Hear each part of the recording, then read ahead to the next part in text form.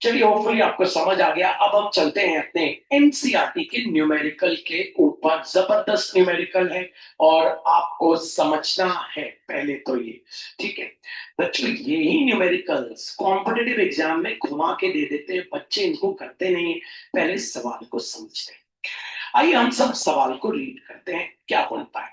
An early model of atom considered it to have a positively charged point nucleus of charge Ze। बोलता है ये एक positively charge nucleus है जिसका charge है Ze। पहले स्टडी कर लेते हैं क्या बोल रहा है। तो आपसे बोल रहा है, पहले स्टडी कर लेते हैं। आइए, आपसे बोल रहा है ये आपका एटम है, और इस एटम में ये जो आपके सामने मैंने और थोड़ा इधर बना लेता हूं, ये जो एटम है इसमें यहां पे है पॉजिटिवली चार्ज न्यूक्लियस। ठीक है, ये आपका पॉजिटिवली चार्ज न्यूक्लियस है, आपको बोला गया। और जिसके अंदर चार्ज कितना मौजूद है, Ze। मतलब चार्ज की क्वांटिटी है Ze। तो पहले हम इसको समझते हैं। तो charge in nucleus, charge in nucleus, आपको पता है चार्ज को आप रिप्रेजेंट करते हैं क्यू से। कितना दिया है, Ze। जेड मतलब क्या होता है, अगर आपने 9th और 10th पढ़ी हो, जेड का मतलब होता है एटॉमिक नंबर। जेड का मतलब होता है एटॉमिक नंबर, मतलब जेड का मतलब होता है एटॉमिक नंबर प्यारे बच्चों। मतलब होता है नंबर ऑफ इलेक्ट्रॉन्स और नंबर ऑफ प्रोटॉन्स। आपको पता है जेड का मतलब होता है एटॉमिक नंबर। याद है आप लोगों को, मास नंबर तो अंदर वाला कहलाता है न्यूक्लियस। तो जेड का मतलब बहुत आराम से समझिएगा, जेड का मतलब होता है एटॉमिक नंबर और नंबर ऑफ इलेक्ट्रॉन्स और नंबर ऑफ प्रोटॉन्स। अभी बात हो रही है न्यूक्लियस के अंदर की। अगर न्यूक्लियस के अंदर की बात हो रही है तो यहाँ पे जो ये जो चार्ज है न्यूक्लियस के अंदर, ये क्या होगा, पॉजिटिव। क्यों? क्योंकि न्यूक्लियस के अंदर कौन रहते हैं, प्रोटॉन्स रहते हैं। जेड का मतलब क्या होता है बच्चों, एटॉमिक नंबर और नंबर ऑफ इलेक्ट्रॉन्स और नंबर ऑफ प्रोटॉन्स। अभी हमने यहाँ प्लस क्यों लगा दिया, क्योंकि न्यूक्लियस के अंदर की बात हो रही है। तो न्यूक्लियस के अंदर तो कौन रहते हैं, पॉजिटिवली चार्ज प्रोटॉन्स और न्यूट्रॉन्स रहते हैं। न्यूट्रॉन की तो बात छोड़ दो। तो इसीलिए अभी जो सवाल में हमने जितना पढ़ा उतना हमने लिख लिया कि charge in the nucleus Q हमको दिया है +Ze। अगर यही न्यूक्लियस के बाहर की बात होती तो हम लिख लेते -Ze। ठीक है, अब आगे की ओर बढ़ते। Surrounded by uniform density of negative charge, और आजू बाजू इसके बहुत सारे क्या है, negative charge up to the radius of capital R. यहां से यहां तक कैपिटल आर है और यहाँ नेगेटिव चार्ज है। हम भी बना लेते हैं बच्चों नेगेटिव चार्ज किसके आजू बाजू, तो आप भी इसको बना लेते।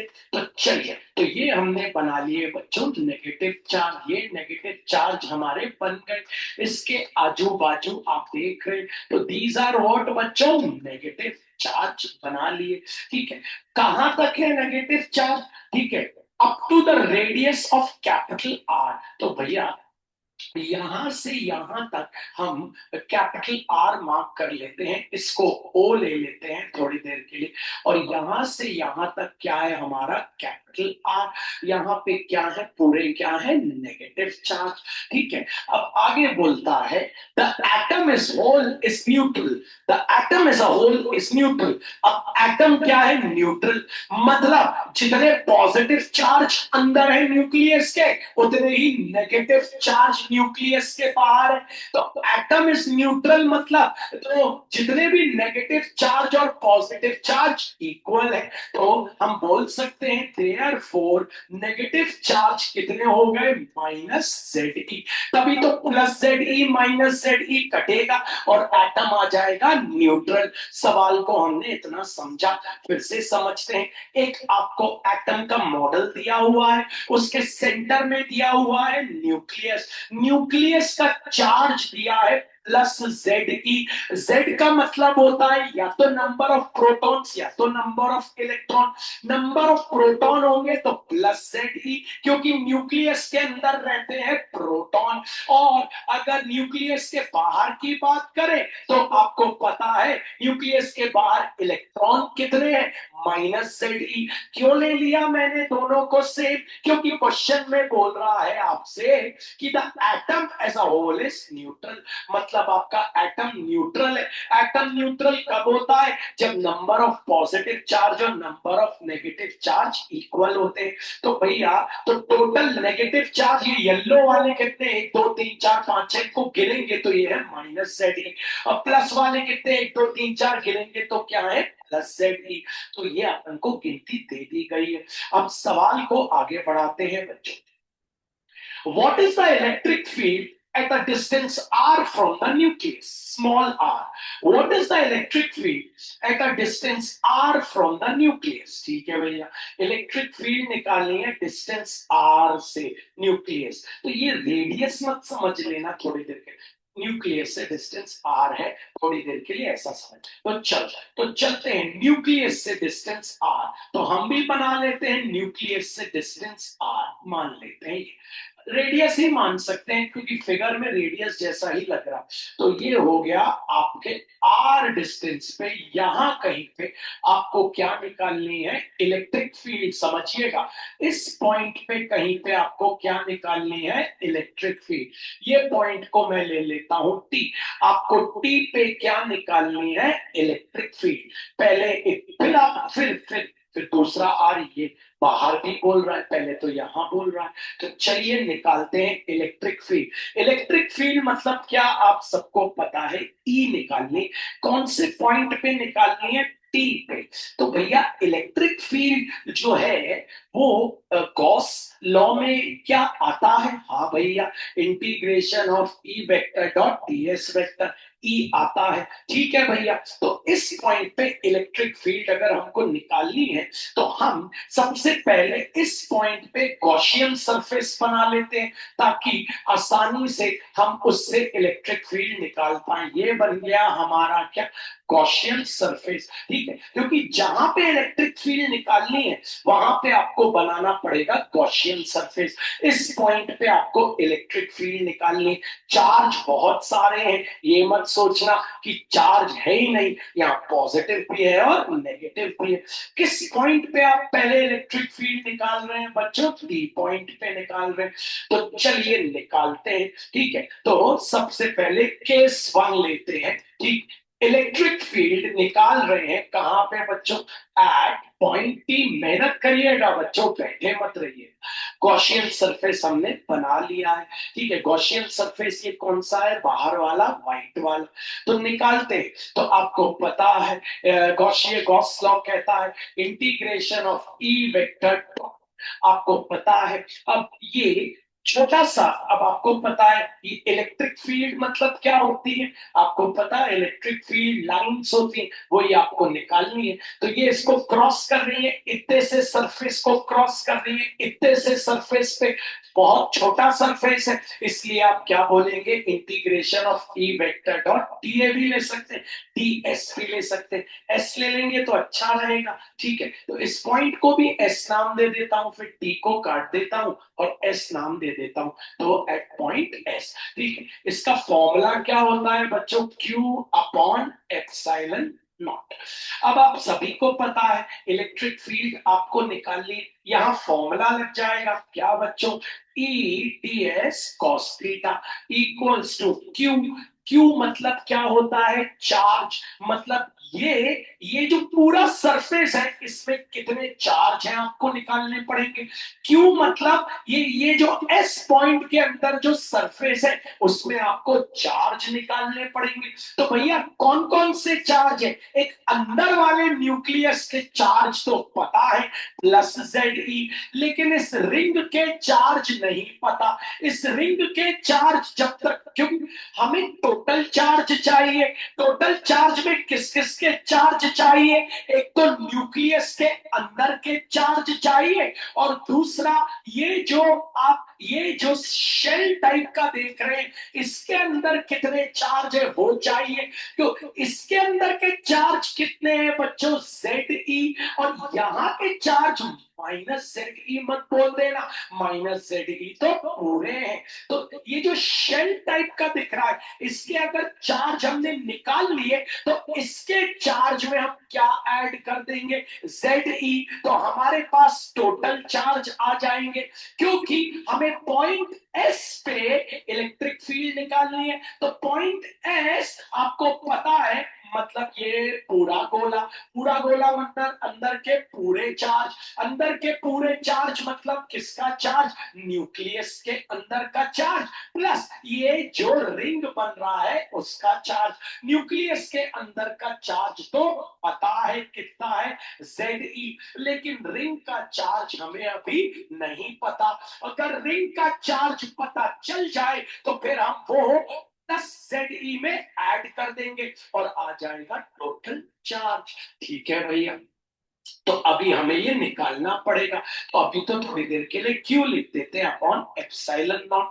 ओके, आपको पता है बच्चों सभी को, ठीक है, सभी को पता है बच्चों क्या कर रहे हैं हम लोग। आइए अब आगे बढ़ते हैं कि हमने डॉट प्रोडक्ट का फॉर्मूला लगा दिया, अगर आपको याद हो तो इंटीग्रेशन ऑफ EDS। अब थीटा बता दें तो आपको पता है इलेक्ट्रिक फील्ड का डायरेक्शन है ये, और एरिया वेक्टर भी कहां जा रहा है? बाहर की ओर। एरिया वेक्टर आउटवर्ड जाता है, इलेक्ट्रिक फील्ड भी बाहर, तो थीटा क्या हो गया? 0 डिग्री। तो यहां लिख देते हैं cos 0 डिग्री। क्यों? अभी हमको टोटल निकालना है। ठीक है, तो अब आपको पता है cos 0 क्या हो जाता है? 1। E आ गया आपका बाहर, इलेक्ट्रिक फील्ड क्योंकि कांस्टेंट होती है, आपको पता है गॉस लॉ में मैंने कंडीशन बताई थी। तो इंटीग्रेशन ऑफ आपके पास क्या बचा? ds cos 0 1। अभी Q आपको निकालना है। E वैसे ही ds का क्या होता है? S Q अपॉन हो गया एप्सिलॉन नॉट। ओके, आगे बढ़ते हैं। तो E इक्वल्स टू आ गया आपके पास, आपको पता है E इंटू आ गया आपके पास S मतलब सरफेस एरिया। किसका सरफेस एरिया? ये गॉसियन सरफेस का। आपको मैंने बताया था बॉल का surface area, curve surface area, total surface area हमेशा होता है 4πr²। 4πr², तो लिख देते हैं 4πr मतलब ये रेडियस, जो गॉसियन सरफेस का रेडियस है कितना है? r। ठीक है, अब आपको Q अपॉन एप्सिलॉन नॉट, यहां पे आप बना देंगे बॉक्स, डाल देंगे इक्वेशन नंबर 1। अब प्यारे बच्चों आपको क्या निकालना है? Q मतलब होगा टोटल चार्ज। टोटल चार्ज मतलब कहां कहां का चार्ज? न्यूक्लियस के अंदर का चार्ज जो है ZE, प्लस ये रिंग का चार्ज। अब भैया रिंग का चार्ज कैसे निकालें? जब तक रिंग का चार्ज नहीं आएगा, रिंग का चार्ज अगर आपके पास आ गया तो उसमें आप ZE को प्लस कर देंगे और यहां लिख देंगे, तो आ जाएगा आपके पास टोटल चार्ज। तो चलिए प्लान बनाते हैं कैसे हम रिंग का चार्ज निकालें। जब तक रिंग का चार्ज नहीं निकलेगा तब तक आप आगे नहीं बढ़ सकते। तो प्लान बनाते हैं भैया। हमें पता है ये जो पूरा एटम है, ये जो पूरा एटम है उसके अंदर जो नेगेटिव चार्ज है वो कितने हैं? -ZE। अगर हम उस -ZE में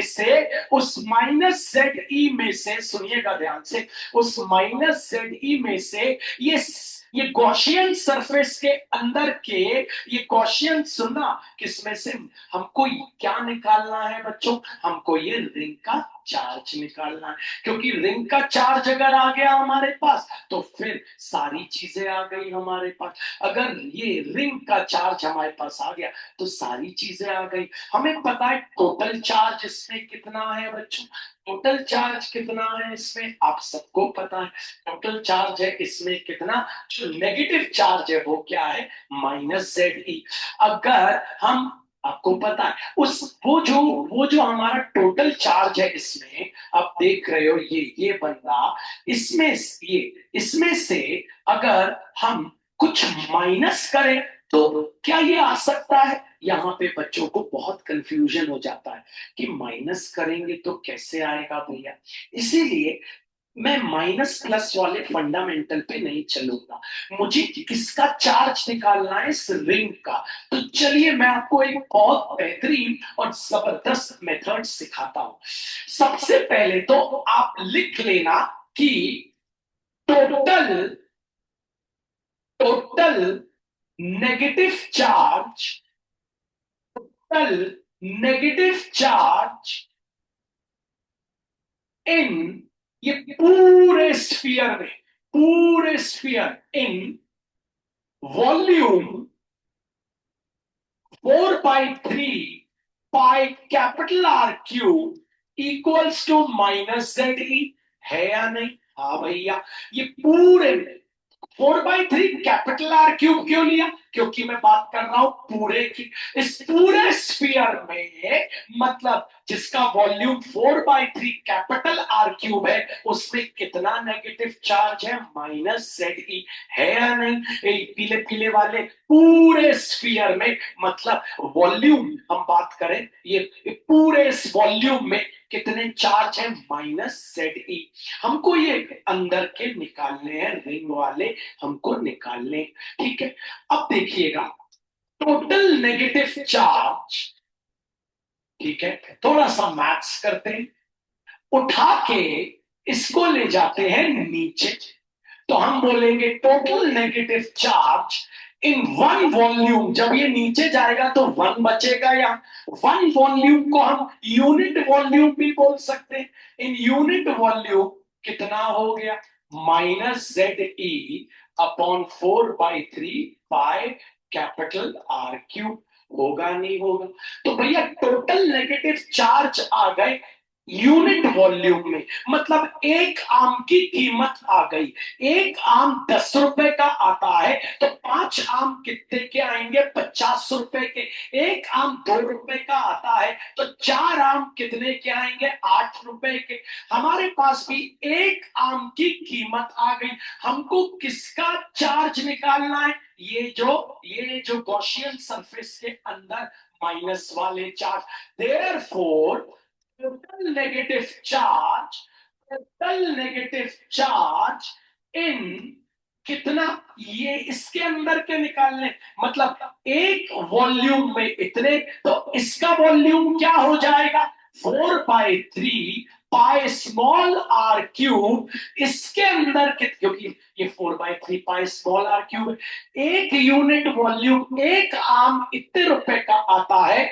4/3 पाई आर क्यूब आम कितने के आएंगे? Minus Z E upon 4/3 pi capital R cube into 4/3 pi small R cube.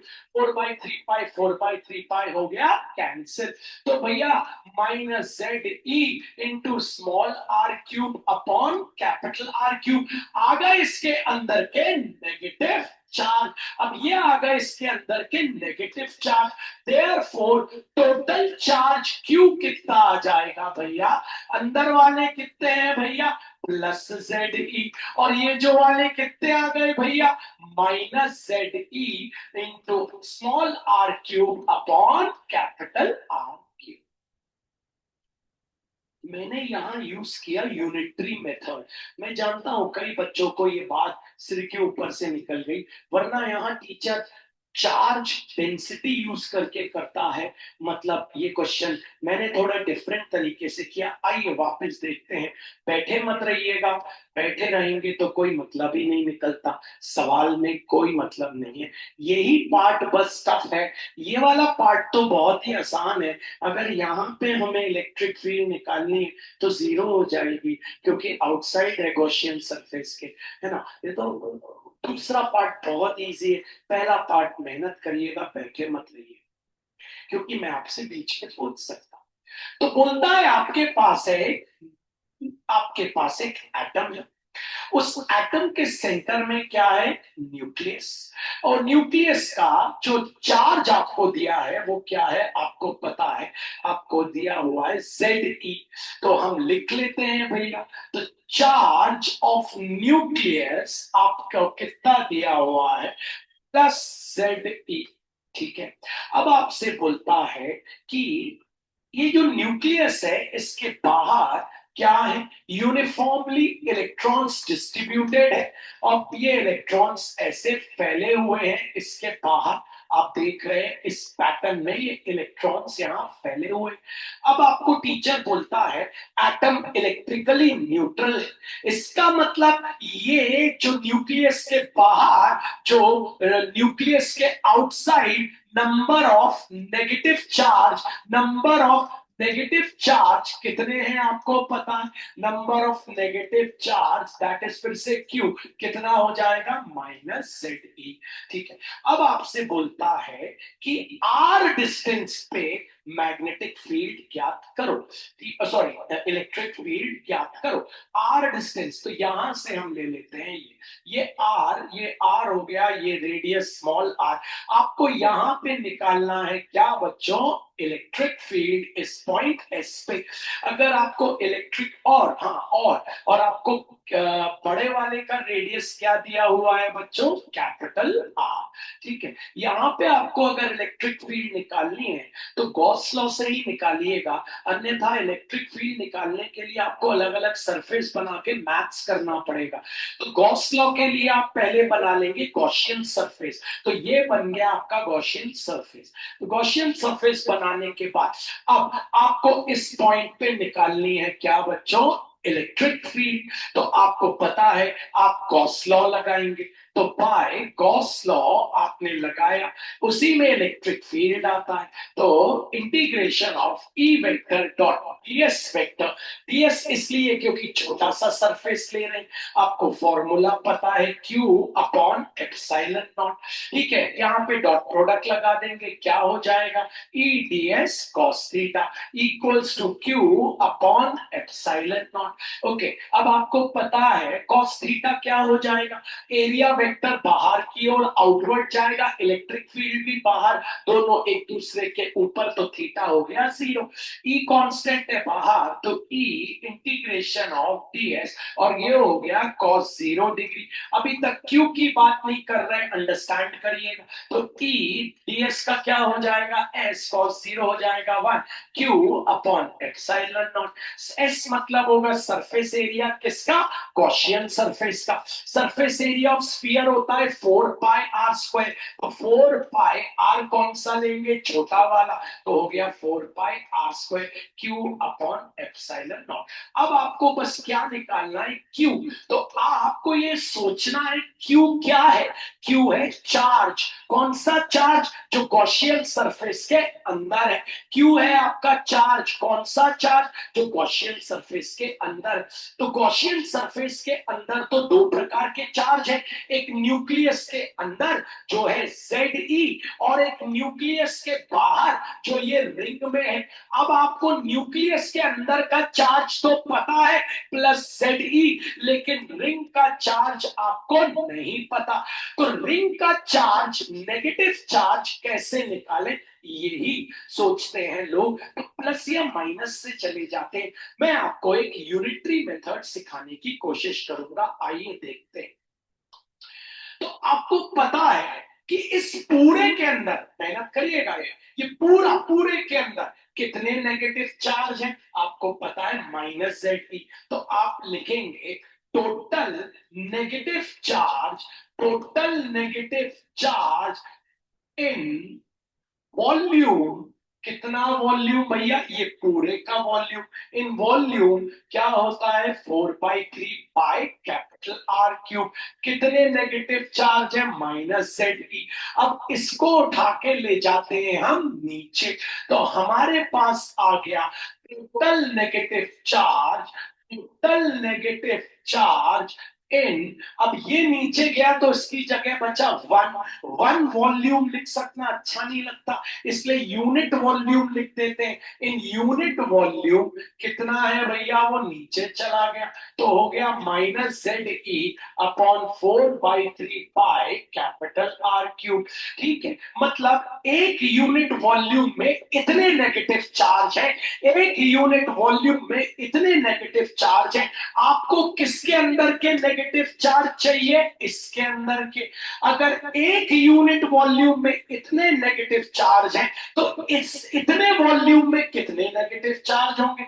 इतने। एक आम आ रहा है 5 रुपए का, तो 10 आम कितने के आएंगे? इंटू हो जाता है। तो एक यूनिट वॉल्यूम में इतने नेगेटिव चार्ज हैं, देयरफॉर टोटल नेगेटिव चार्ज हम किस में निकालने जा रहे हैं? इन इतने वॉल्यूम में। इतना वॉल्यूम मतलब क्या भैया? इतना वॉल्यूम मतलब आपको पता है इतना वॉल्यूम मतलब क्या हो गया? आप क्या बोल देंगे? 4/3 पाई स्मॉल आर क्यूब। नहीं आया आपको? इतने में कितने आ जाएंगे? Equals to minus Z E upon 4/3 pi R cube into 4/3 pi small R cube. ठीक है, होपफुली यहां तक आपको समझ आ गया। आर आर यहां से लेके यहां तक का डिस्टेंस हो गया है, क्योंकि वहीं से हमें पूछा है था डिस्टेंस आर निकालना। ठीक है, तो ये आ गए नेगेटिव चार्ज। देयरफॉर अब टोटल चार्ज कितने आ गए आपके पास?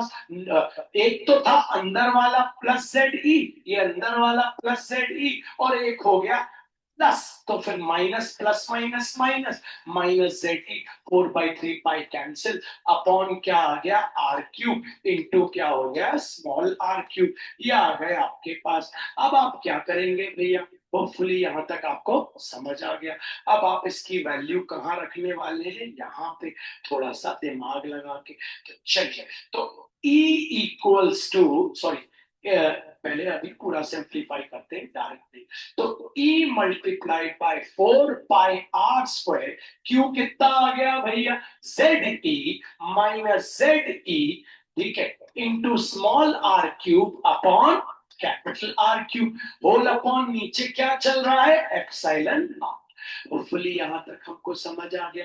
अब ये आर क्यूब आ जाएगा कहां? नीचे, है ना? तो E multiplied by 4 pi r square equals to Z E minus Z E into small R cube. ठीक है, अभी एलसीएम निकालना पड़ेगा तब आ पाएगा नीचे, ऐसे तो आ नहीं पाएगा, क्योंकि उसके नीचे बच्चों मैथ सीख लो थोड़ा सा, एलसीएम निकालना पड़ेगा, है ना? ऐसे कैसे नीचे आ जाएगा? आ ही नहीं सकता, क्योंकि पूरे के नीचे।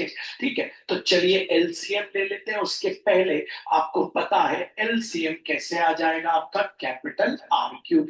ये क्या हो गया? Z E R cube minus Z E into small R cube, whole upon नीचे क्या हो गया? Epsilon naught. अब आपका कैपिटल आर क्यूब कहाँ आ जाएगा? नीचे। तो E multiplied by 4 pi r square equals to Z E capital R cube minus Z E into small R cube, whole upon epsilon naught into capital R cube. अब थोड़ा सा और simplify करते हैं। क्या भैया? हम कॉमन ले लेते हैं। कॉमन क्या दिख रहा है आपको? जेड ई। तो चलिए, तो E multiplied by 4 pi r square equals to Z E into big bracket start capital R cube minus small R cube big bracket close, whole upon epsilon naught into capital R cube. Hopefully यहां तक आपको समझ आ गया। 4 pi r square को नीचे ले जाते हैं, तो ई आपके पास बचता है 4 पाई r स्क्वायर, पूरा नीचे चला गया। तो आपके पास बचा E equals to Z E multiplied by big bracket capital R cube minus small R cube, whole upon 4 pi small R square epsilon naught into R cube. ठीक है भैया, अब इसमें हम क्या करते हैं? जिनकी हमें जरूरत है उनको हम साथ में लिख देते हैं। हाँ, हमें ये दो बंदे नहीं चाहिए, क्योंकि ये दो बंदे उसके साथ कैंसिल हो सकते हैं अगर हम थोड़ा सा दिमाग लगाएंगे तो हम इनको साथ लिख देते हैं। Z E upon 4 pi epsilon naught को साथ लिख देते हैं into capital R cube minus small R cube, whole upon R square into R cube. अब हम एलसीएम कर देते हैं ब्रेक, क्योंकि ऐसे तो कट सकता नहीं है, बीच में माइनस साइन, तो E equals to ZE upon 4 pi epsilon naught into capital R cube के नीचे भी small r square into capital R cube minus small r cube के नीचे भी small r square into capital R cube. तो E equals to ZE upon 4 pi epsilon naught into big bracket start, ये आ गया 1 अपॉन r स्क्वायर, यहां cut गया और आ गया r upon capital R cube box, ये आ गई हमारा इलेक्ट्रिक फील्ड। ये हमारी एनसीईआरटी का सवाल है। अभी मैं आपको एनसीईआरटी में सॉल्यूशन दिखाता हूं इसका।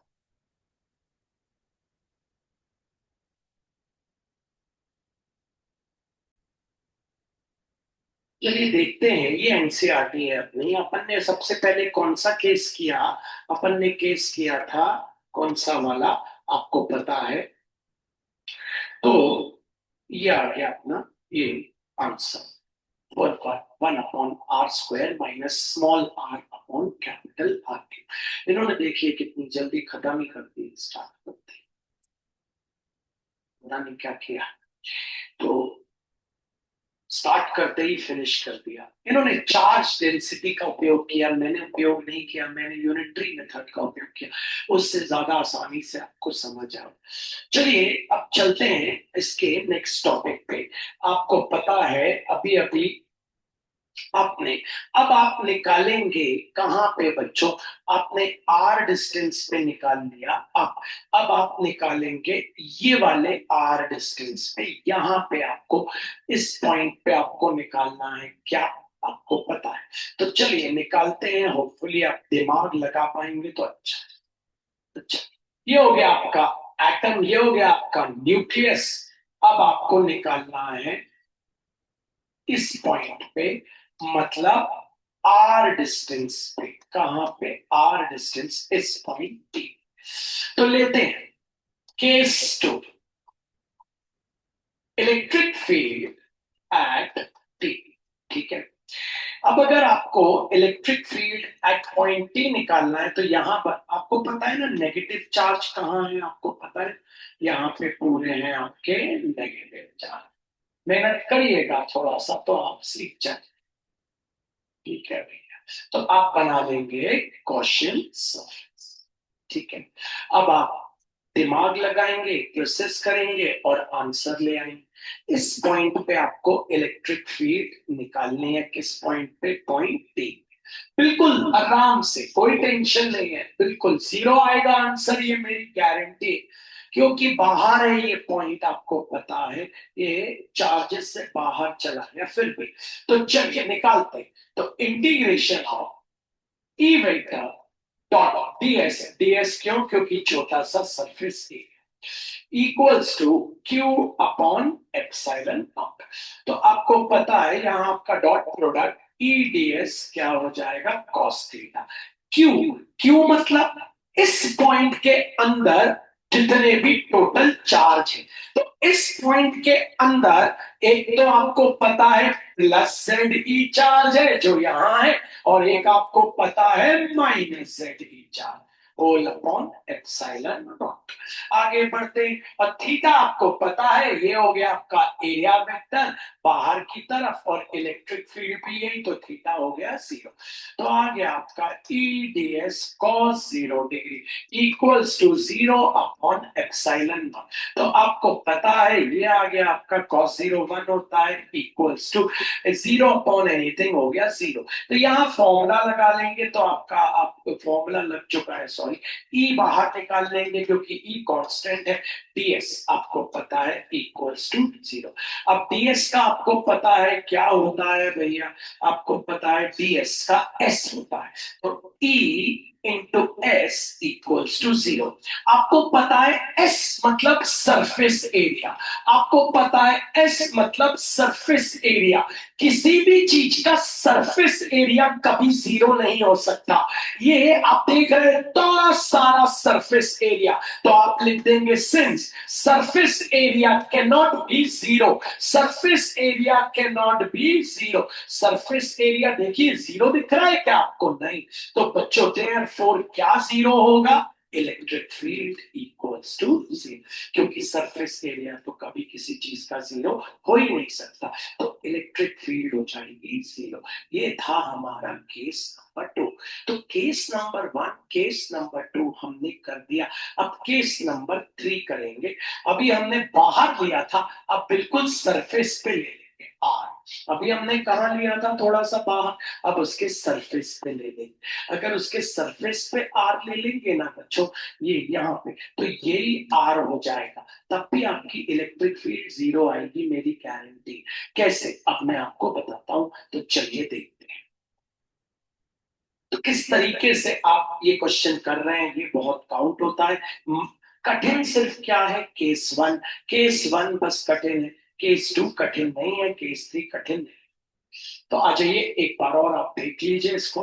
तो ये आ जाता है आपका केस 1। केस 1 में आपको पता है ये जो है यहाँ, ये डिस्टेंस हो गया आपका कितना बच्चों, आर। यहां से ये नेगेटिव चार्ज है, आपको पता है। ये आपको ये गॉसियन सरफेस बनाना पड़ेगा, यहाँ भी अंदर है नेगेटिव चार्ज। तो केस 1 कर लेते, केस 1।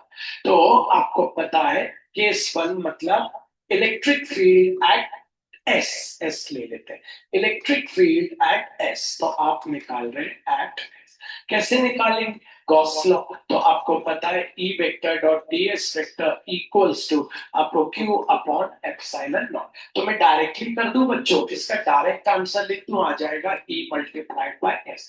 क्यू क्या है, आपको पता है क्यू मतलब इस सरफेस के अंदर जो ये जेड ई है वो तो ठीक है, इसके साथ प्लस कौन सा चार्ज, ये रिंग वाला चार्ज। अब रिंग वाला चार्ज कैसे निकाले, तो आप कर दीजिएगा यहाँ एक वर्किंग, वर्किंग करके टीचर को समझाइएगा कि यहाँ टोटल नेगेटिव चार्ज कितने हैं। तो आप लिख देंगे total negative charge, total negative charge. तो टोटल नेगेटिव चार्ज किसके अंदर, इन इस पूरे के अंदर, मतलब 4/3 पाई कैपिटल आर क्यूब के अंदर टोटल नेगेटिव चार्ज है -ZE। अब उठा के इसको नीचे ले जाए, तो आपके पास टोटल नेगेटिव चार्ज इन, ये नीचे गया तो बचा 1, मतलब यूनिट वॉल्यूम कितना हो गया, -ZE upon 4/3 pi capital R cube. आपको इसके अंदर के निकालने हैं, तो इसके वॉल्यूम से मल्टीप्लाई कर दीजिए, एक आम इतने का आता है। तो total negative charge ultimately in, इसके अंदर मतलब क्या, 4/3 pi small R cube equals to -ZE upon 4/3 pi capital R cube into, ये एक आम इतने का, तो इतने 4/3 पाई स्मॉल आर क्यूब। ये आ गया आपका। अब उसको वहां पे आप क्या कर देंगे, सब्स्टिट्यूट। तो चलिए सब्स्टिट्यूट जल्दी से करते हैं और फिर आप आगे बढ़ जाएंगे। तो सब्स्टिट्यूट किया तो क्या आ गया बच्चों, प्लस होके तो हो गया माइनस, हो गया ZE into small R cube upon capital R cube whole upon epsilon naught. पहले ले लीजिएगा एलसीएम, तो E into S equals to ZE minus ZE into small R cube. इसके नीचे भी कैपिटल आर क्यूब, इसके नीचे 1 अपॉन एप्सिलॉन नॉट। तो चलिए अब एलसीएम की बात। तो E इंटू सरफेस एरिया, आपको पता है स्फीयर का क्या होता है, 4 पाई स्मॉल आर स्क्वायर, क्योंकि छोटे वाले मतलब ये जो गॉसियन सरफेस वाला है वो लेना, ठीक है। इक्वल्स टू यहाँ एलसीएम आ गया कैपिटल आर क्यूब, तो हो गया ZE into capital R cube minus ZE into small R cube whole upon epsilon naught, के नीचे आ गया। तो E into 4 pi R square equals to ZE capital R cube minus ZE small R cube whole upon R cube into epsilon naught. अब आप क्या करेंगे, आपको पता है ये जो पूरा का पूरा टर्म है नीचे ले जाएंगे, ठीक है। तो ले जाइए, तो E इक्वल्स टू ZE ले लीजिए कॉमन ऊपर से, अंदर क्या बचा आपके पास, capital R cube minus small R cube whole upon 4 pi R square capital R cube और एप्सिलॉन नॉट। इनको यहीं रखिए, इन दोनों को ZE के साथ लिख दीजिए। तो ZE upon 4 pi epsilon naught into big bracket start capital R cube minus small R cube whole upon R square into R cube. ऐसे काट नहीं सकते तो क्या कर देंगे, एलसीएम ब्रेक। तो E equals to Z E upon 4 pi epsilon naught into इसके नीचे भी मतलब R cube upon small R square into R cube minus small R cube upon small R square into R cube. ये हो गया cancel, E आ गया Z E upon 4 pi epsilon naught equals to 1 upon R square minus cut गया तो are upon are आ गया सभी को। अब अब आप करने जाएंगे कौन सा केस आपको पता है। अब आप करने जाएंगे ये वाला केस। ये वाला केस भी आपके लिए बहुत आसान था।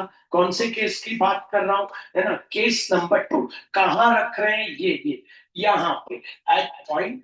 एट पॉइंट ले लीजिए उसको आप, एट पॉइंट ले लीजिए उसको आप, फिर से एस डैश। तो चलिए निकालते।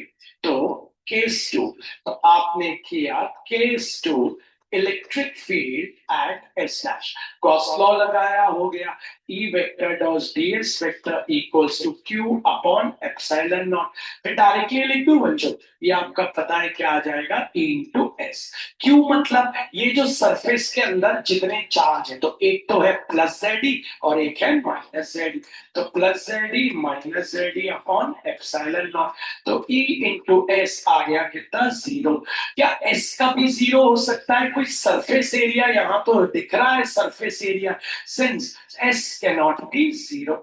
एस कैन नॉट बी 0, आपको पता है एस कभी 0 नहीं हो सकता। देयरफॉर क्या 0 होगा, इलेक्ट्रिक फील्ड। अब आप रख लीजिए कहां पे, सरफेस पे। मतलब अब अगर मैं आपसे बोलूं कहां रख दो, यहाँ पे। ये हो गया आपका केस कौन सा, 3। तो चलिए केस 3 पे आ जाइए, मन लगा के थोड़ा सा ध्यान देंगे तो आपको बन जाएगा 2 मिनट में। ठीक है, बड़ा ही आसान। केस 3, तो अब आप आ गए किस पे, केस 3। केस 3 में आपने क्या लिखा, एट पॉइंट, इसको ले लेते हैं के, ये ले लीजिए, ठीक है, एट पॉइंट के। तो चलिए निकालते हैं, बड़ा ही आसान है ये, आप खुद से सोच सकते। अब भैया यहाँ चार्ज कितना है आपको पता है, जेड ई। यहाँ अंदर इसके चार्ज क्या है आपको पता है, वो तो जेड ई ही। ठीक है, बड़ा ही आसान है, कोई टेंशन वाली बात नहीं। अब 2 मिनट में निकाल सकते हैं। ठीक है भैया, तो निकालते हैं। तो हो गया E vector dot D S vector equals to Q upon epsilon. तो क्यू मतलब सरफेस पे यहाँ पे चार्ज आपका कितना हो जाएगा, जेड ई हो जाएगा, है ना। तो ये आपका हो जाएगा E D S cos theta equals to Z E upon epsilon naught. अब आप अगर थोड़ा सा दिमाग लगाएंगे तो आप आधे से ज्यादा चीजें कर चुके हैं। आपको पता है, सबसे पहले तो ई बाहर निकाल लीजिए, cos 0 1 हो गया क्योंकि on the surface, surface area क्या हो गया, एस। ये हो गया Z E upon epsilon naught. तो ई इंटू एस की वैल्यू आई Z E upon epsilon naught. Surface area क्या हो जाएगा, 4 pi R square Z E upon epsilon naught. तो ई कितना आ गया आपका, Z E upon 4 pi R square into epsilon. 0 नहीं आया, क्यों नहीं आया, आपको पता है 0 क्यों नहीं आया। अगर आप थोड़ी सी बात करेंगे तो यहां पे भी एक दिक्कत है। चार्ज यहां पे हम अकेला जेड ई लेंगे कि बाहर वाला भी लेंगे, तो हमको पता है इलेक्ट्रिक फील्ड इसके इस सरफेस पे निकालनी। तो चार्ज कौन सा लेंगे, उस सरफेस के अंदर का। क्या बाहर का चार्ज इस पे कोई इंपैक्ट डाले,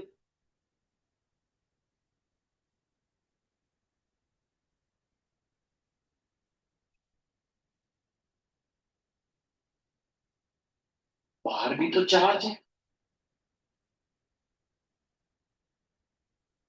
बिल्कुल सही। तो बाहर का चार्ज क्या इम्पैक्ट डालेगा इस,